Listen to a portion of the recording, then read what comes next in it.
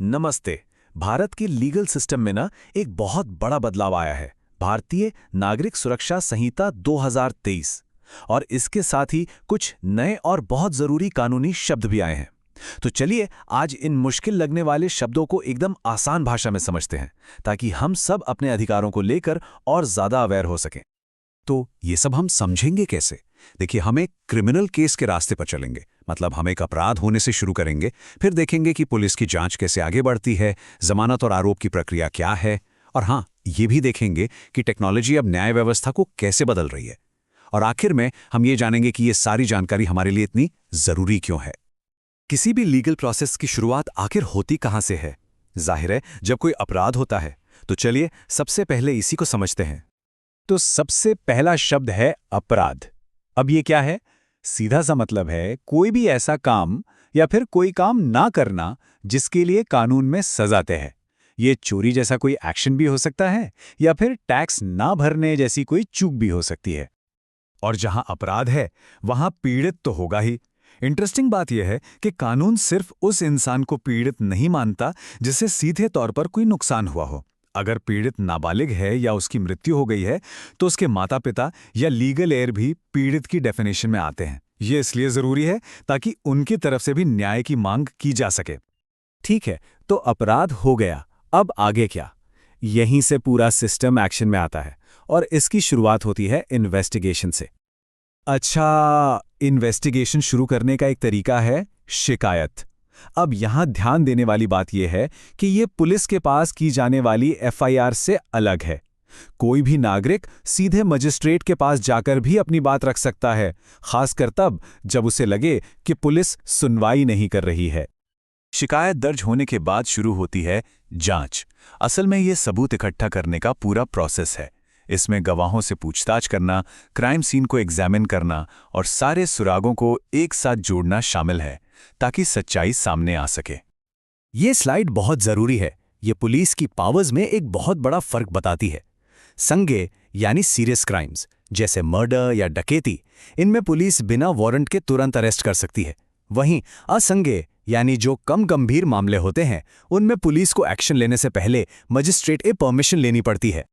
Investigation के बाद बात आती है गिरफ्तारी और किसी की पर्सनल लिबर्टी की, और यहीं पर बेल और चार्जेस का रोल आता है। अब देखिए, सारे अपराध एक जैसे नहीं होते। कुछ होते हैं जमानती, मतलब जिनमें बेल मिलना आरोपी का अधिकार है, पुलिस को देनी ही पड़ेगी। लेकिन अगर अपराध गैर जमानती है, मतलब गंभीर है, तो बेल मिलेगी या नहीं, ये पूरी तरह कोर्ट पर डिपेंड करता है। तो ये जमानत आखिर है क्या? बेसिकली ये एक तरह की गारंटी है कि आरोपी कोर्ट की सुनवाई में हाजिर रहेगा।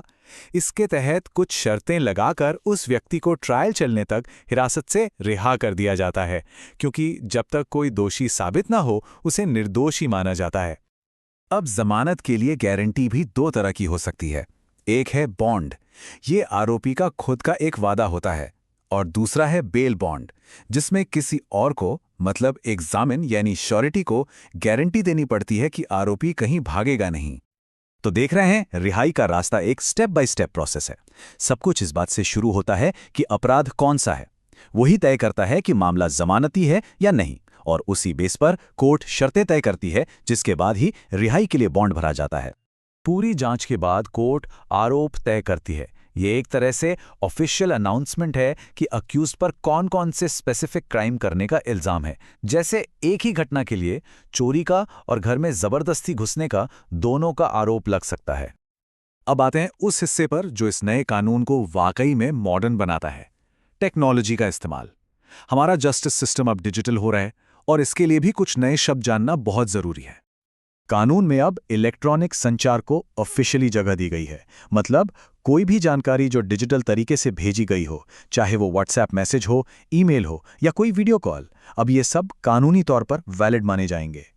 और इसी से जुड़ा है ऑडियो वीडियो इलेक्ट्रॉनिक माध्यम।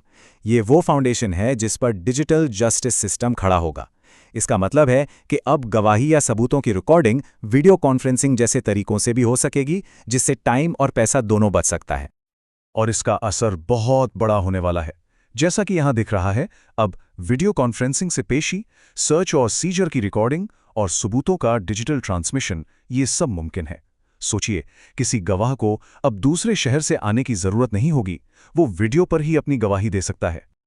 तो चलिए अब इन सारी बातों को जोड़कर देखते हैं कि आखिर इन शब्दों को जानना इतना जरूरी क्यों है। तो आखिर में सवाल ये है कि ये सारे शब्द क्यों मायने रखते हैं, क्योंकि कानून की भाषा को जानना ही अपने अधिकारों को समझने की तरफ पहला कदम है। ये सिर्फ वकीलों के लिए नहीं है, ये हम सब के लिए है। जब हमें संज्ञेय, जमानत और शिकायत जैसे शब्दों का मतलब पता होता है, तो जो लीगल प्रोसेस हमें डरावना और कंफ्यूजिंग लगता है, वो समझने लायक बन जाता है। और यही जानकारी असली एम्पावरमेंट है। आखिर में ये सोचना जरूरी है कि इन बदलावों का, इस डिजिटल इंटीग्रेशन का आम नागरिक के एक्सपीरियंस पर असल में क्या असर पड़ेगा। क्या टेक्नोलॉजी वाकई में ट्रांसपेरेंसी, स्पीड और न्याय को सबके लिए आसान और एक्सेसिबल बना पाएगी?